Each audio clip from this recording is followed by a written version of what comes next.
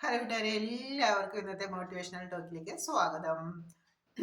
നമ്മളെല്ലാവരും നമ്മുടെ ജീവിതത്തിൽ ഉയർന്ന നിലവാരത്തിലേക്ക് എത്തിച്ചേരണം നമ്മൾ ആഗ്രഹിക്കുന്നവരാണ് അല്ലേ? കുട്ടികളാണെങ്കിലും മുതിർന്നവരാണെങ്കിലും യുവാക്കളാണെങ്കിലും നമ്മുടെ സാമ്പത്തികമായും സാമൂഹികമായും നമ്മുടെ വ്യക്തിത്വ വികസനത്തിനാണെങ്കിലും മേന്മേൽ പുരോഗതി ഉണ്ടാകണമെന്ന് നമ്മൾ ഓരോ നിമിഷവും നമ്മൾ ആഗ്രഹിക്കും.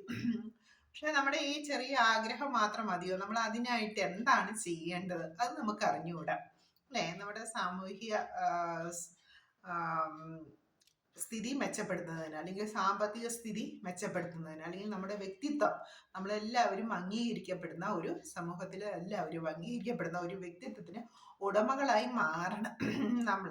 അപ്പം അതിന് നമ്മൾ എന്താണ് ചെയ്യേണ്ടത്? നമ്മൾ എന്തൊക്കെ ഗുണങ്ങൾ ആർജിച്ചു കഴിഞ്ഞാൽ നമുക്ക് ആ രീതിയിലേക്ക് ഉയർന്നു വരാനായിട്ട് സാധിക്കും?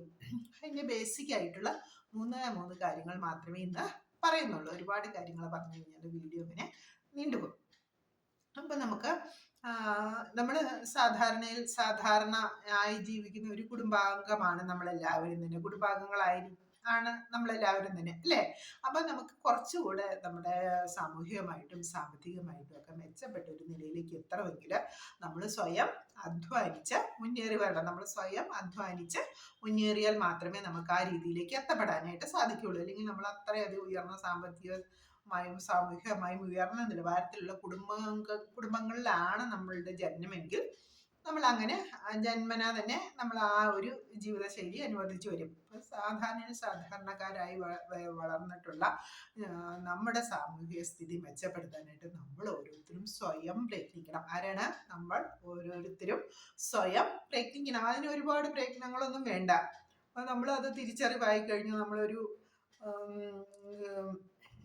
ഏത് പ്രായത്തിലാണെങ്കിൽ കൂടി നമുക്ക് എപ്പോഴാണോ അങ്ങനെ സാമ്പത്തികമായും സാമൂഹികമായും നമ്മുടെ സ്ഥിതിക്ക് മെച്ചപ്പെടുത്തണം, ഉയർച്ച ഉണ്ടാവണം എന്നുള്ളൊരു ആഗ്രഹം നമ്മൾ ഉണ്ടാകുന്നത് ആ നിമിഷം തൊട്ട്. അപ്പം നമുക്ക് ഓരോരുത്തർക്കും അങ്ങനെ ഒരു ആഗ്രഹം സ്വയം മനസ്സിൽ ഉണ്ടായാൽ മാത്രമേ നമുക്ക് ഉയർന്ന നിലവാരത്തിലേക്ക് എത്തപ്പെടാനായിട്ട് സാധിക്കുകയുള്ളൂ. അല്ലെങ്കിൽ മറ്റൊരാളുടെ പ്രേരണ കൊണ്ട്, അല്ലെങ്കിൽ മറ്റൊരാളുടെ ഉപദേശം കൊണ്ട് നമ്മൾ അങ്ങനെ ആയിത്തീരില്ല. നമ്മൾ ഓരോരുത്തരും സ്വയം ചിന്തിച്ചെടുക്കണം, ഞാൻ എവിടെ നിൽക്കുന്നു, എനിക്ക് ഇനി ഇവിടെ നിന്നാൽ മതിയോ, ഇവിടുന്ന് എനിക്ക് എങ്ങോട്ടാണ് പോകേണ്ടതെന്ന് നമ്മൾ ഓരോരുത്തരും സ്വയം മനസ്സിൽ തീരുമാനമെടുക്കണം.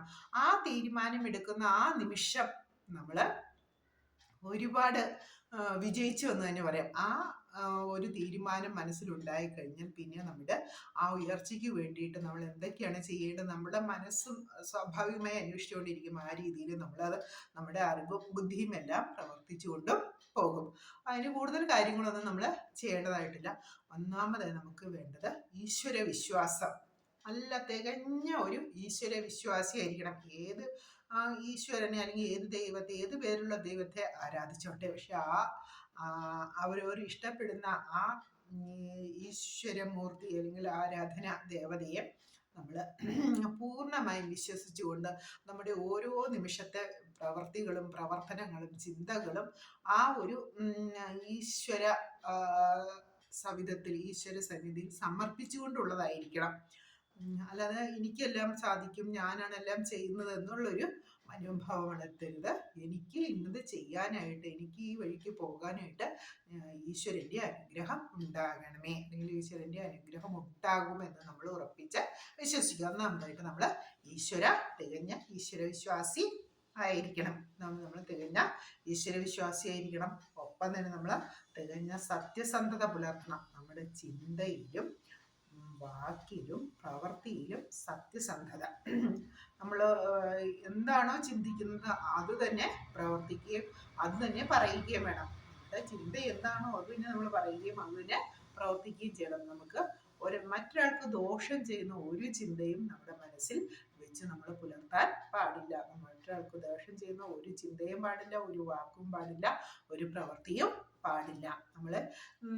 നമ്മളെല്ലാവർക്കും നന്മയുണ്ടാവണം, നല്ലത് ഭവിക്കണം എന്നുള്ള ചിന്തയോടുകൂടി നമുക്കും നല്ലത് ഭവിക്കാൻ ഏത് പ്രവൃത്തിയാണോ എടുക്കേണ്ടത് ആ പ്രവൃത്തിയുടെ വഴിയെ മാത്രമേ നമ്മൾ പോകാൻ പാടുള്ളൂ. എന്നാൽ ഈശ്വരവിശ്വാസം ഉണ്ടായിരിക്കണം, സത്യസന്ധത ഉണ്ടായിരിക്കണം.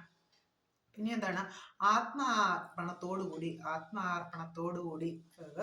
പൂർണ്ണ മനസ്സോടുകൂടി നമ്മൾ പ്രവൃത്തി എടുക്കാൻ തയ്യാറാവണം. ഏത് പ്രവൃത്തിയായിക്കോട്ടെ, ഏത് മേഖലയിൽ നമ്മൾ പ്രവൃത്തി എടുത്തോട്ടെ, നമ്മൾ പഠിതാവായിക്കോട്ടെ, അല്ലെങ്കിൽ ഒരു ഉദ്യോഗാർത്ഥി ആയിക്കോട്ടെ, അല്ലെങ്കിൽ ഒരു ഉദ്യോഗസ്ഥനായിക്കോട്ടെ, പ്രൈവറ്റ് സെക്ടറിലായിക്കോട്ടെ, അല്ലെങ്കിൽ സർക്കാർ സെക്ടറിൽ ആയിക്കോട്ടെ, ഏത് മേഖലകളിലാണോ നമ്മൾ വ്യാപരിക്കുന്നത് അവിടെ പൂർണ്ണമായിട്ടും നമ്മൾ മനസ്സർപ്പിച്ച് നമുക്ക് അന്നന്ന് ചെയ്ത് തീർക്കേണ്ട കാര്യങ്ങൾ അന്നന്ന് തന്നെ ചെയ്ത് തീർക്കണം. ഒരു പെൻഡിങ്ങും ഇടാൻ പാടില്ല. അതായത് സ്ഥിരോത്സാഹികളായിരിക്കണം. എന്താണ് നമുക്ക് എന്താ വേണ്ടത്? നമുക്ക് സാമ്പത്തികമായും സാമൂഹികമായും വ്യക്തിപരമായിട്ടുള്ള ഉയർച്ചയാണ് നമ്മൾ കാക്ഷിക്കുന്നത്. അതിനു വേണ്ടിയിട്ടുള്ള അടിസ്ഥാനപരമായിട്ടുള്ള ഗുണങ്ങളാണ്: ഒന്ന്, തികഞ്ഞ ഈശ്വരവിശ്വാസിയായിരിക്കണം, സത്യസന്ധത പുലർത്തുന്ന ആളായിരിക്കണം, സ്ഥിരോത്സാഹിയായിരിക്കണം, ആത്മാർപ്പണത്തോടുകൂടി പ്രവൃത്തിയെടുക്കുന്ന ആൾ ആയിരിക്കണം. ഒന്നുകൂടെ പറയാം, നമ്മുടെ ലക്ഷ്യം എന്താണ്? നമുക്ക് സാമൂഹികമായും സാമ്പത്തികവുമായും ഉന്നതി ഉണ്ടാവണം. ഒപ്പം തന്നെ നമ്മുടെ വ്യക്തിത്വത്തിന് വികാസം ഉണ്ടാവണം. വ്യക്തിത്വം അംഗീകരിക്കപ്പെടുന്ന ഒരു വ്യക്തിത്വത്തിന് ഉടമകളായി മാറണം. മൊത്തത്തിൽ നമ്മുടെ ജീവിതത്തിൽ ഒരുപാട് മാറ്റങ്ങൾ നമ്മൾ കാക്ഷിക്കുന്നു. അതിനുവേണ്ടി നമ്മൾ ആർജിക്കേണ്ട ഗുണങ്ങളാണ്: ഒന്ന്, ഈശ്വര വിശ്വാസിയായിരിക്കണം, സത്യസന്ധതയുള്ളവരായിരിക്കണം, ഒപ്പം തന്നെ സ്ഥിരോത്സാഹി. നമ്മൾ പ്രവൃത്തി എടുക്കുന്ന മേഖലകളിൽ ആത്മാർപ്പണത്തോടു കൂടി പ്രവൃത്തി എടുക്കണം. ഓക്കെ, താങ്ക് യു കൂട്ടുകാരെ, താങ്ക് യു.